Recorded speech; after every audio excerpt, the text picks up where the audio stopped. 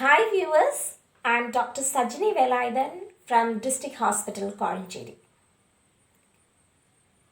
Can we set a timetable today? Do you ever try to set a timetable? Whether it was a success or a failure?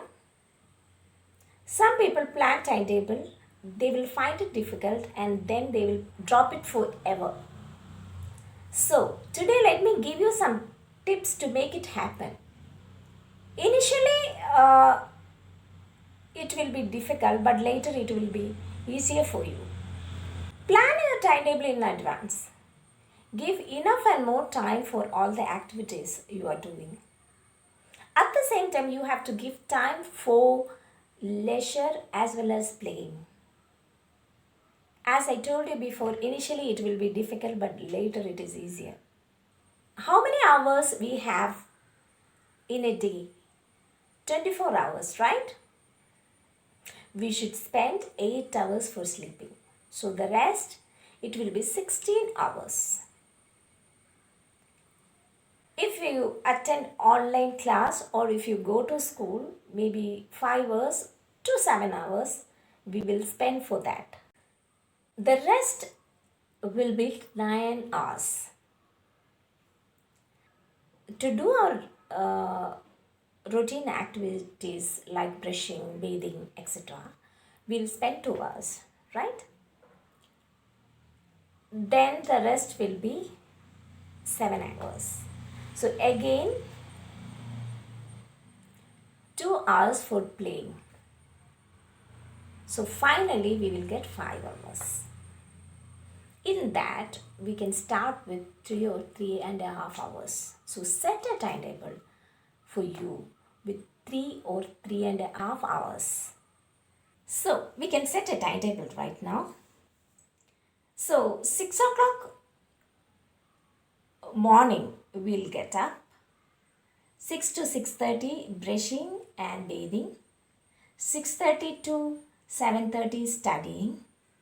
7:30 to 8 newspaper reading. 8 to 8:30 breakfast. 8:30 to 9 getting ready. 9 to 3 online classes.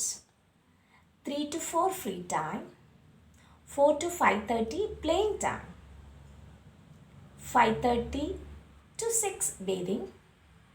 6 to 6:30 praying. 6:30 to 8 studying, that is 1.5 hours. Even morning we are getting 1 hour. 8 to 8:30 break. 8:30 to 9:30 studying. 9:30 sleeping. Our plan is like that. So we can see this timetable in a different way. How to spread your subject. I am selecting only 6 subjects for subjects like English, Math, Science, Social Studies, Malayalam and Hindi. So Monday to Friday, we are spreading our hours. English, every day we are spending half an hour. Maths, usually we have to work out, so daily we have to spend 1 hour for that. Science also we have to understand and study, so 1 hour. Social studies also 1 hour. So we just skipping Malayalam and Hindi. Saturday, again we have a holiday. We have a holiday timetable. So we can spend a total of 5 hours. So we can spend for English 1 hour, Maths 1 hour, Science and Social Studies we can reduce. Malayalam and Hindi is there again 1 hours. So on Sunday, we can study up to 3 hours. So if you have any pending work, you can keep it for Sunday. 1 or 2 hours you can spend and finish it off. So if you are studying daily in this pattern, you will get a control over what you are doing. So you will understand what you did or what you didn't do it. So when you write down this timetable, you don't think that you will always do it perfectly. So keep a notebook, write it down. Whenever you do the activity, give a tick mark, and you can just observe how many percentage you have done. So you can write it also. What are the problems you faced? So if you have gone to a relative's place, you can write it down. You didn't study on that day. So you can take it up on Sunday or Saturday and you can finish it off. So if there is a motivation, you can do it. So again, I am coming towards a holiday timetable.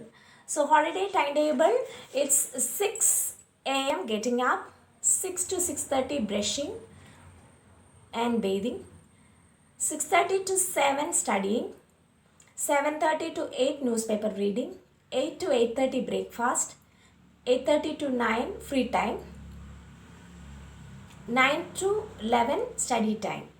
So you get 2 hours. 11 to 5:30 it's free time on Saturday. 5:30 to 6 bathing, 6 to 6:30 prayer, 6:30 to 8:30 again study time. So you are getting 5 hours. So like that you can set the timetable for Sunday also, and maybe you can make it as free also. The whole day you can make it as free if you have finished the work. So people may think that this timetable is only for children, but actually speaking, I studied out of state. Before I was in Kerala, I was not organized. So when I went outside, I had to make myself organized. So, and I was motivated to study also. So one of my professors set this timetable for me. So till now, like when I was studying, I was following it, and now I am sharing this for my students also. So this now I feel that it just comes to my mind, this kind of organized thing. When you do some activities day to day, it will become a habit. When you give this for small children, it will be heavy for them. So just support them and support them to organize it and make it happen. I usually give this only when after 7th class or 8th class. Small children, I just leave them because they have learning problems when they come to me. So just support them to organize this. Sharing with you and showing you a timetable set by one of my students. Now she is around 20 years old, doing a professional course. I helped her to set a timetable when she was in 7th or 8th standard. Till now she is continuing it. She always says that I cannot stop myself doing it.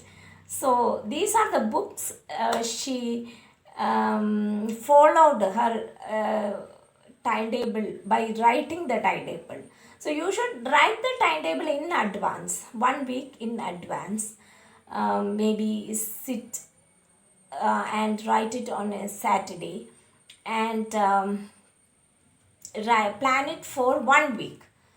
Example, for 8 days. So, and like I told you before, tick it and just observe how it is happening. So sometimes if it is not practical for me, alter the timetable and make it happen.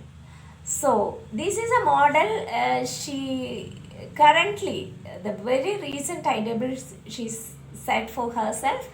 She's a very energetic, motivated student. This is how you should organize your study table. This photo is shared by one of my students who are coming for training, who initially had a lot of problems in study. So I hope you also follow this, and I believe that all of my students are also watching this video. And till we meet next time, have a nice week. And I'm just saying bye bye to you, and bye. Make it happen, the timetable. Bye. See you next time.